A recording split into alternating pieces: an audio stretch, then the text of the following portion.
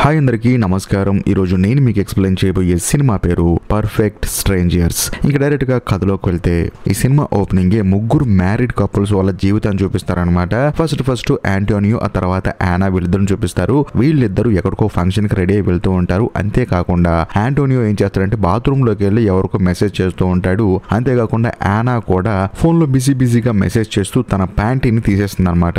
ఇంకో మరోవైపు Edward and blanca అనే ఇద్దరు భార్యాభర్తలు చూపిస్తారు. వాళ్ళిద్దరు కూడా ఫంక్షన్ కి రెడీ అవుతూ ఉంటారు. అంతేకాకుండా వాళ్ళిద్దరికి రీసెంట్ గా పెళ్ళిందనమాట. అందుకని ఎడ్వర్డ్ గారు బ్లాంకాతో కొంచెం రొమాంటిక్ గా బిహేవ్ చేస్తూ ఉంటాడు. మరోవైపు మూడో భార్యాభర్తలను చూపిస్తారనమాట. వీళ్ళిద్దరు డాక్టర్లు. అతని పేరు అల్ఫాన్సో, ఆ తర్వాత అతని భార్య పేరు ఈవా. వీళ్ళిద్దరు ఏంటంటే కొంచెం వయసైన వాళ్ళు. అంతేకాకుండా ఇంట్లో వంట ప్రిపేర్ చేస్తూ ఉంటారు. బేసికల్ గా ఇంతకు ముందు 2 జంటలు చూపించాం కదా, వాళ్ళు ఏంటంటే వీళ్ళింటికి పార్టీ వస్తున్నారు. అందుకని వీళ్ళిద్దరు వంట ప్రిపేర్ చేస్తూ ఉంటారు. కరెక్ట్ గా అదే సమయంలో అల్ఫాన్సో వాళ్ళ కూతురు సోఫియా వస్తుంది. బేసికల్ గా అల్ఫాన్సోకి వాళ్ళ భార్య ఈవాకి ఏంటంటే వాళ్ళ కూతురుని పెంచే ప్రాసెస్ లో కొంచెం అభిప్రాయ భేదాలు ఉంటాయి. అల్ఫాన్సో ఏంటంటే తన కూతురికి ఫ్రీడమ్ ఇస్తూ ఉంటాడు. కాకపోతే ఈవా మాత్రం తన కూతురుని స్ట్రిక్ట్ గా పెంచాలని చెప్పేసి అంటూ ఉంటుంది. ఈ విషయం మీద వీళ్ళిద్దరికి బాగా గొడవలు అవుతూ ఉంటాయి. అందుకని వీళ్ళు కొంచెం అభిప్రాయ భేదాలతో తను చేస్తూ ఉంటారనమాట. అది సంగతి. అలా కొంత సమయం గడిచిన తర్వాత ఫస్ట్ అల్ఫాన్సో వాళ్ళ ఇంటికి ఆంటోనియో వస్తాడు తన భార్యతో. వాళ్ళు ఏంటంటే వీళ్ళకి బెస్ట్ ఫ్రెండ్స్ అనమాట. అందుకని పార్టీకి వస్తారు. ఇంకొంచెం సమయం గడిచిన తర్వాత ఎడ్వర్డ్ కూడా తన భార్యతో అక్కడికి వస్తాడు.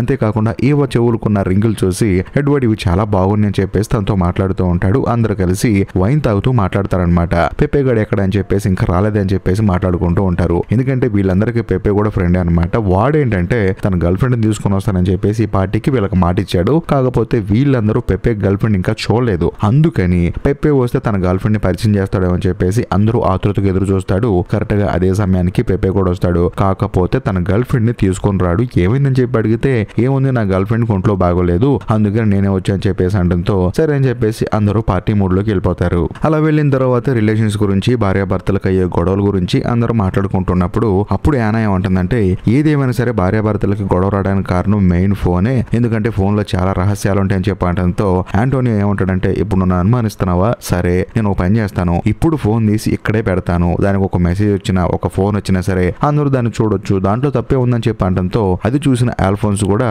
ఇదేదో బాగుందే, నేను కూడా ఫోన్ పెడతానని చెప్పేసి తాను కూడా ఆంటోనియోకి సపోర్ట్ గా తన ఫోన్ కూడా టేబుల్ మీద పెడతాడు. కరెక్ట్ గా అదే సమయంలో బ్లాంకా ఏముంటుందంటే నాకు కూడా ఒక ఐడియా వచ్చింది. అదేంటంటే మనం అందరం ఫ్రెండ్స్ కదా, మనలో మనకి రహస్యాలు ఏంటి, కాబట్టి మనందరి ఫోన్ లో టేబుల్ మీద పెడదాము, దానికి ఏదైనా మెసేజ్ వచ్చినా ఏదైనా కాల్ వచ్చినా సరే లౌడ్ స్పీకర్ ఆన్ చేసి మాట్లాడితే అందరికి అన్ని నిజాలు తెలిసిపోతాయి, కాబట్టి ఈ గేమ్ అందరం ఆడదామని చెప్పడంతో అందరికి ఏంటంటే కొంచెం అసంతృప్తిగా ఉన్నా సరే అందరం ఫ్రెండ్స్ కదా అని చెప్పేసి ఫోన్లు టేబుల్ మీద పెడతారు. కరెక్ట్ గా అదే సమయంలో భయంకరంగా గాలి వచ్చేసి డోర్లు ఓపెన్ అయిపోతాయి. అలా డోర్ ఓపెన్ అవటం వల్ల పక్కన ఉన్న ఒక కుండి కింద పడి పగిలిపోతుంది. ఏంటని చెప్పి బయటికి వెళ్ళి చూస్తే ఈదురుగాలు వస్తాయి అనమాట.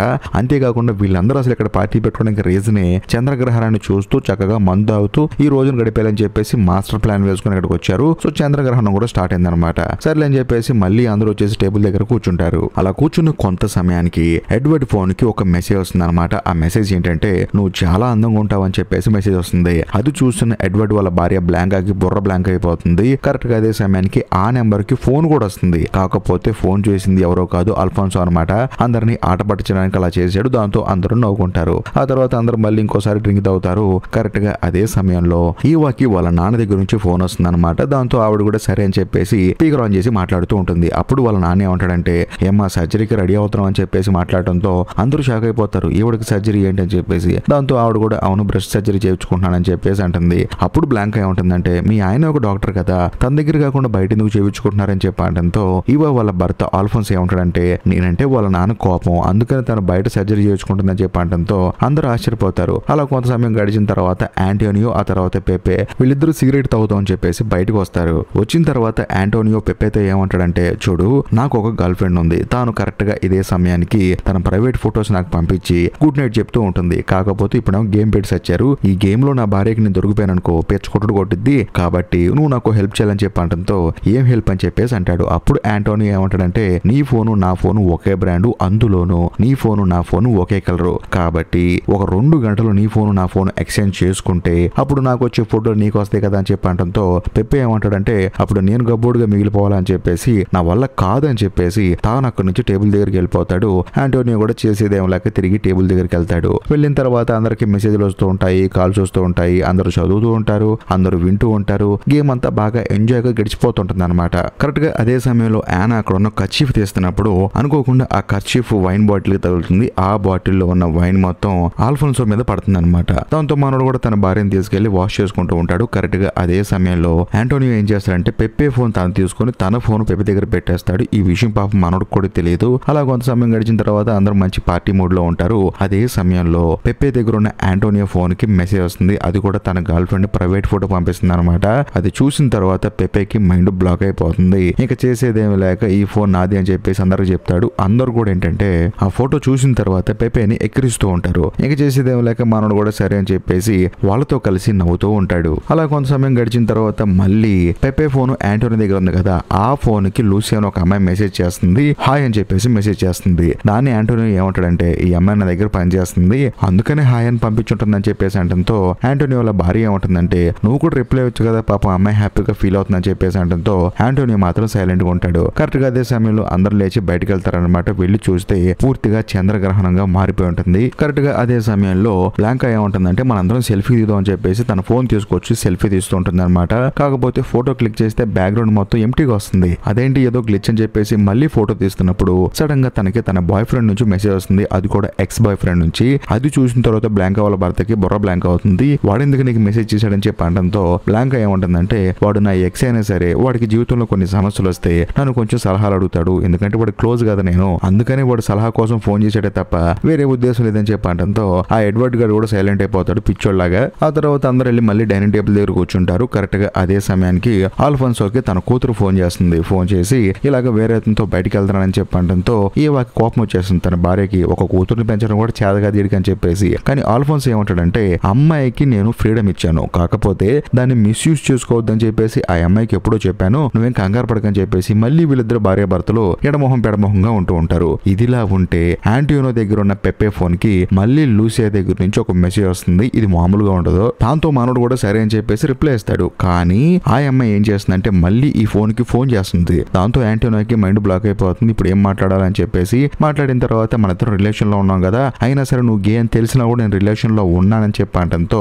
ఆంటోనియో వాళ్ళ భార్యకి పిచ్చెక్కిపోతుంది నువ్వు గేనా అని చెప్పేసి. అప్పుడు ఆంటోనియో ఏంటంటే పెప్పేని చూస్తాడు, ఎందుకంటే ఆ ఫోన్ పెప్పేది కదా, ఇప్పుడు ఈడి గే అని చెప్పేసి మనోడు ఆశ్చర్యపోయి చూస్తూ ఉంటాడు. కాకపోతే ఆంటోనియో ఏంటంటే మంచి ఇంటెలిజెంట్ ఫీల్ అనమాట. ఆడేం చేస్తాడంటే అక్కడ ఉన్న వాళ్ళందరికీ ఒక అబద్ధం చెప్తాడు. ఆ అబద్ధం ఏంటంటే ఆ అమ్మాయి ఎప్పుడు చూసినా నా వెనకాల పడుతూ ఉంది, నేను ఏం చేయాలో తెలియక నేను గే అని చెప్పాను, అలా చెప్తే అన్న అమ్మాయి నాకు దూరం అవుతుందని చెప్పేసి. కాకపోతే ఆ అమ్మాయి మాత్రం నా వెనకాల పడుతూనే ఉందని చెప్పేసి అనడంతో అక్కడ ఉన్న వాళ్ళందరూ ఓకే అని చెప్పేసి పిచ్చి వల్ల నమ్ముతూ ఉంటారు. కాకపోతే నెక్స్ట్ మెసేజ్ గా లూసీ ఏం చేస్తుందంటే నీ ముద్దులు నేను మిస్ అవుతున్నానని చెప్పేసి మెసేజ్ పెడుతుంది. దాంతో అందరికి ఫ్యూజులు ఎగిరిపోతాయి. అంటే మనోడు గే, ఇంకా ముఖ్యంగా ఆ అమ్మాయితో రిలేషన్ లో ఉంటేనే కదా అలా పంపించేదని చెప్పేసి అందరూ షాక్ అయిపోతారు. వెంటనే ఎడ్వర్డ్ ఏం చేస్తాడంటే అరే నీతో ఇన్ని రోజులు కలిసి తిరుగుతున్నాను, నువ్వు నా ఫ్రెండ్ గాడివి, ఇన్ని రోజులు నాకు ఈ విషయం చెప్పకుండా ఏం చేసావురా అని చెప్పేసి ఎడ్వర్డ్ ఏమో ఆంటోనియో తిట్టేస్తూ ఉంటాడు అనమాట.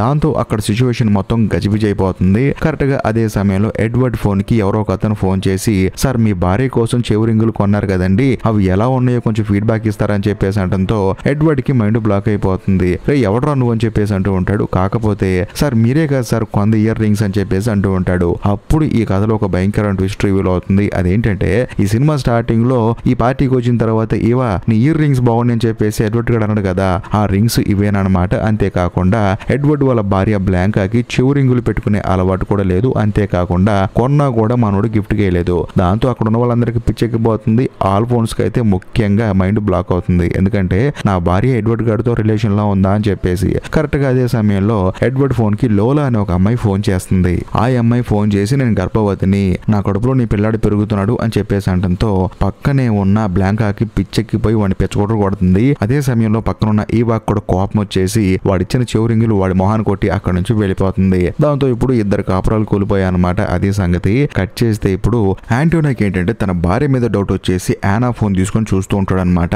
అదే సమయంలో ఆంటోనియో భార్య పరిగెత్తుకుంటూ వచ్చేసి నా ఫోన్ నాకు ఇచ్చే అని చెప్పేసి అంటుంది. కానీ ఆంటోనియో ఏమంటాడంటే ఆడెవడో నీ ఫేస్బుక్ ఫ్రెండ్ అంట, నువ్వు ప్యాంటీస్ వేసుకున్నావా లేదని చెప్పేసి అడుగుతున్నాడు. వాడు ఎవడని చెప్పంటంతో యానా ఏమంటుందంటే వాడెవడో నాకేం తెలుసు, వాడేదో ఫేస్బుక్ లో మెసేజ్ పెట్టాడని చెప్పంటంతో ఆంటోనియో కోపం వచ్చేసి తన భార్య వెనకాల పరిగెత్తుకుంటూ వెళ్ళి కొట్టాలని చూస్తూ ఉంటాడు. చూడటానికి చాలా కామెడీగా ఉంటుంది ఇది. ఆ తర్వాత అక్కడ ఉన్న వాళ్ళందరూ ఆపుతూ ఉంటారు. అప్పుడు కూడా ఆంటోనియో తన భార్యతో ఏమంటాడంటే వాడెవడు ఎందుకు ప్యాంటీస్ గురించి మెసేజ్ పెట్టాడు, అసలు నువ్వు వేసుకున్నావా లేదా అని చెప్పేసి అంటంతో యానా కోపం కోపం వచ్చేసి అందరి ముందు ప్యాంటీస్ వేసుకుందో లేదో చూపిస్తుంది. కట్ చేస్తే ఆ ఫేస్బుక్ లో మెసేజ్ పెట్టిన వాడి లెక్క ప్రకారం ప్యాంటీస్ వేసుకోలేదు. దాంతో యానా కోపం వచ్చేసి మళ్ళీ అక్కడ నుంచి కోపంగా వెళ్ళిపోతూ నువ్వు ఒక గే అని చెప్పేసి యాంటోనియోని తిట్టేసి అక్కడ నుంచి వెళ్ళిపోతుంది. పాపం దాంతో పెపే గడి కొంచెం బాధ అనిపించేసి లేదండి మీరు కొంచెం తప్పుగా అనుకుంటున్నారు, యాంటోనియో గే కాదు నేను గేని, ఎందుకంటే వాడి ఫోన్ నా దగ్గర ఉంది, నా ఫోన్ వాడి దగ్గర ఉందని చెప్పేసి అసలు నిజాన్ని కుండ బద్దలు కొట్టినట్టు కొట్టేస్తాడు అనమాట.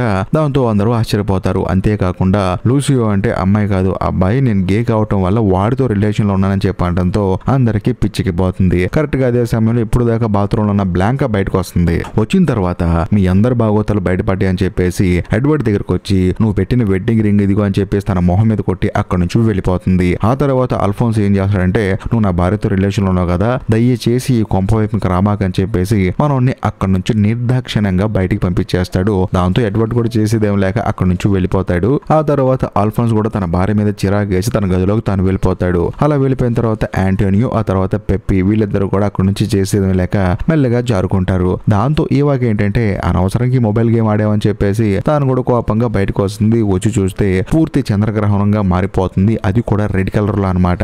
అదే సమయంలో ఈవా కోపం వచ్చేసి ఇదంతా జరిగింది ఫోన్ వల్ల అని చెప్పేసి కోపంతో ఆ ఫోన్ బయటికి ఎదిరేస్తుంది. దాంతో ఒక పెద్ద గాలి వస్తుంది. ఆ గాలి వల్ల ఈవా కింద పడిపోతుంది. కనీసం పైకి లేచి కూడా చూడలేకపోతుంది. కొంత సమయానికి గాలి మొత్తం సెటిల్ అయిపోతుంది. మళ్ళీ పైకి లేచి చూస్తే ఆ చంద్రుడు మొత్తం పూర్తిగా తెల్లగా మారిపోతాడు అనమాట. అంటే ఇంతకు ముందు రెడ్ కలర్ ఉన్నాడు కదా. దాంతో తానేంటంటే మెల్లగా లోపలికి వచ్చి చూస్తే లోపల తన ఫ్రెండ్స్ అందరూ ఉంటారు. అంతా క్యాజువల్ గా ఉంటుంది. అంతేకాకుండా తన భర్త ఆల్ఫోన్స్ మీద ఇందాక వైన్ పడింది కదా, ఆ వైన్ కూడా లేదు. అసలు ఏం జరుగుతుందో ఈవాకి అర్థం కాదు. కరెక్ట్ గా అదే సమయంలో పెపే ఏం చేస్తారంటే తన ఫోన్ ని టేబుల్ మీద పెట్టి మనందరం మొబైల్ గేమ్ ఆడదామని చెప్పి అంటతో అందరూ మొబైల్ గేమ్ ఆడదామని చెప్పేసి ఫోన్లు టేబుల్ మీద పెడతారు. కాకపోతే ఈవా ఏమంటుందంటే ఇందాక అనుకోకుండా నా మొబైల్ ని రోడ్డు మీద పడేసుకున్నాను కాబట్టి నేను గేమ్ ఆడలేనని చెప్పడంతో కరెక్ట్ గా అదే సమయానికి పెపే కూడా ఫోన్ వస్తుంది. సారీ గేమ్ ఆడొద్దని చెప్పేసి తాను ఫోన్ మాట్లాడుకుంటూ ఉంటాడు. మిగతా ఫ్రెండ్స్ అందరూ నవ్వుకుంటూ ఉంటారు. ఇదంతా చూసిన ఈవాకి ఏం అర్థం కాదు అసలు ఏం జరుగుతుంది ఇక్కడ. కట్ చేస్తే ఇంతటితో సినిమా అయిపోతుంది. సో లాస్ట్ లో డైరెక్టర్ చెప్పొచ్చే పాయింట్ ఏంటంటే అందరూ దొంగలే దొరకనంత వరకు అని చెప్పేసి, అంతేకాకుండా మీరు కూడా మొబైల్స్ తో గేమ్ ఆడుకుంటే మాత్రం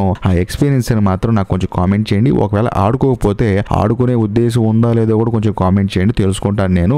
ఏది ఏమైనా సరే ఇలాంటి సినిమాలు మన ఛానల్లో కావాలనుకుంటే ఆ సినిమా పేర్లు కొంచెం కామెంట్ చేయండి, కుదిరితే చేస్తాను. ఇంకా లాస్ట్ అండ్ ఫైనల్ గా నేను మీకు చెప్పొచ్చేది ఏంటంటే ఈ వీడియో మీకు నచ్చితే లైక్ చేయండి, షేర్ చేయండి. అంతేకాకుండా ఇప్పటికీ మీరు మన ఛానల్ సబ్స్క్రైబ్ చేసుకోకపోతే దయచేసి సబ్స్క్రైబ్ చేసి బెల్ ఐకాన్ ప్రెస్ చేయండి. బాయ్.